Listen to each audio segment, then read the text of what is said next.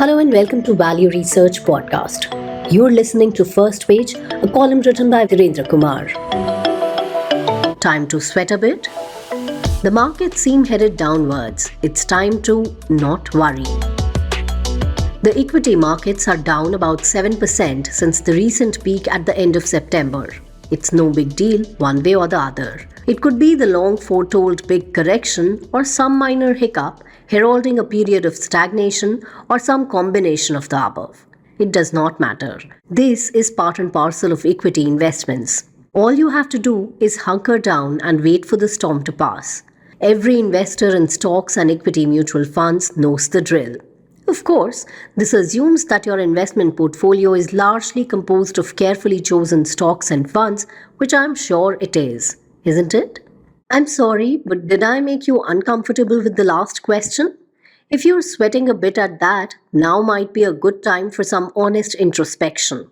Did you jump onto those trending stocks that some talking head couldn't stop talking about?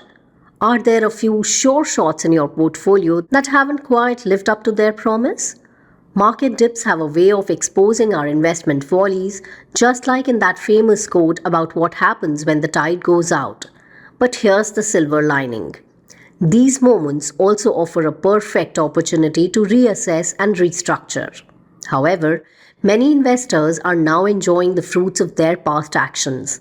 Let me tell you about a particular stock portfolio that I look at every day, especially since the market started declining. I won't tell you whose portfolio it is. It could be mine, or it could be one of the ones recommended by Value Research Stock Advisor. Or it could be someone else's entirely. At the end of most days, while the market has been declining, this portfolio is either up a bit or has decreased slightly less than the market. This happens because in a well-chosen portfolio, there are always stocks, sometimes many, that do better, sometimes a lot better. Just a few days back, at the end of a day when the market fell a lot, I looked at this portfolio and saw that it had hardly fallen at all. Surprised, I went through the individual stocks and noticed that while many stocks had done okay by the day's standard, one small cap stock had risen by a double-digit percentage. This is a stock that I have been a believer in for the better part of a decade, and it's quite a story.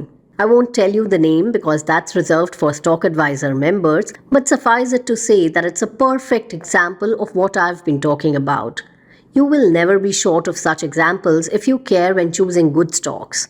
More importantly, you will not be worried right now. That's the essence of quality investing. Not trying to dodge the market's mood swings, but building a portfolio that can weather them gracefully. These aren't necessarily the most exciting stocks or the ones making headlines.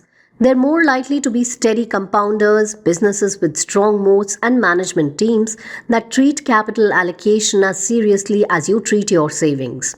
I'm not saying all your stocks have to be dull. However, when much of your portfolio is focused on quality, you can be safely adventurous with the rest. Think of it as planning a proper thali. The dependable dal, the perfectly cooked rice, and fresh rotis form the core that sustains you. At the same time, you experiment with an exotic new vegetable recipe or a complicated dessert on the side. Some experiments might not be perfect or even edible, but occasionally you discover a dish that becomes a permanent part of your meals. The key is in the balance. Your investment should be anchored by those reliable staples you know inside out, with just enough room for a few adventurous preparations to keep your palate interested. With this kind of structure for your investments, market corrections feel less like emergencies and more like seasonal changes, natural, expected, and ultimately temporary.